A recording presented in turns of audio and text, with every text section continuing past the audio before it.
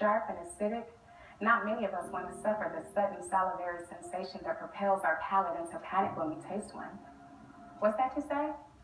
Oh, you want to talk about the lemons of life. Oh, okay. I'll tell you about mine. There was an emotionally violent betrayal. That led to unrelenting heartbreak, spirit-crushing grief, and agonizing pain. Depressed and disconnected, my sanity no longer detected, my confidence arrested, my heart rejected, my will tested, my energy drained, significant relationships irrevocably changed, my sense of security detained, my feelings of safety jeopardized, my life's work compromised, my soul assaulted, with friendships at fault. It was unbelievable to me. I was in misery, like the movie, a mystery. My life was unfamiliar to me. I did not know who I was. I was a stranger to myself. Thus, I could not trust not I, not him, not her, not even you, who I had always turned to when things got rough. I was insufferably sad, vexed and perplexed. My lemons were not all bad. Of course, you could not have convinced me of that while I sat terrified and confined in the corners of my mind, trying to figure out if I would ever be able to put this thing behind and once again believe in the good of mankind. No, not you, who stood in the mid shadows of my suffering, on the margins of my then marginalized existence, condescendingly thinking that you understood what was good for me when you didn't. Because these were my lemons. What you do with your lemons is up to you. But my lemons were my belongings, and from them sprang a new longing to get out of the darkness and step into his light. But you, with your superfluous opinions in the name of intervention, shaded me, if only temporarily, because I did come back around. When you made your exit, I entered his presence. Oh, if only I had known. Now, don't get me wrong.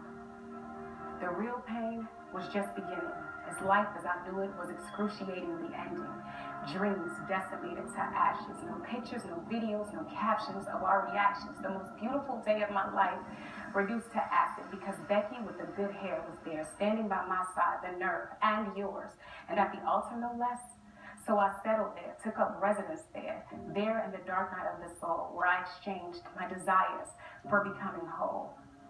I was totally taken out. Pain came in. I became intimate with pain. He knew more than my name. He replaced my partner and reduced him to shame. I lived with pain, yet still loved with pain. Pain reigned. I went to bed with pain, and I slept with pain for days and days while it rained. And one day I woke up from my morning. It was morning. Pain was packing. Where are you going? After all this time we've spent shacking? I'm leaving, he said. Someone else was knocking. Believe me, I'll be near, but I've been forced to stop blocking. True to his word, pain still looms. But someone more powerful was clearly in the room. Finally, my Savior had come to rescue me from torment and doom. He had been there all along, the pain so intense and oppressive. I had to war and implore to get back in God's presence. Slowly and carefully, he nursed me back to health.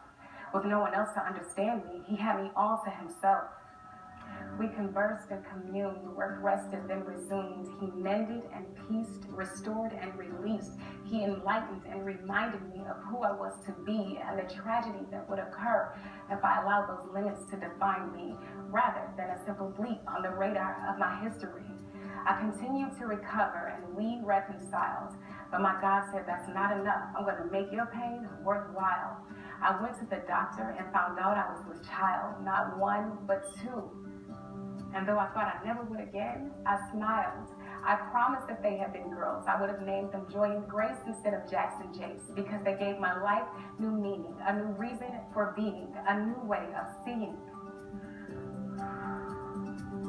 Things came together quickly after that. Relationships were restored, and I even became re-employed at the place where I found grace, doing what I love and what I've always enjoyed.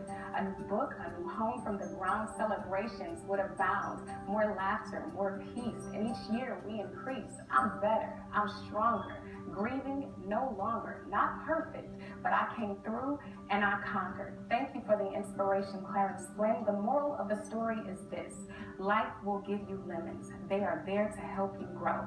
Expect them and don't regret them, because the truth is, you already know. Your friends will look at you with pity and assume that you are through. But what they don't know is you've got Jesus and he is working it out for you. No longer a slave to your past. You've been granted impunity. That means you're free to walk in purpose, take advantage, slay every opportunity. And when they run into you later, you'll be reclining in the shade, content and unbothered, drinking a cool glass of lemonade. Don't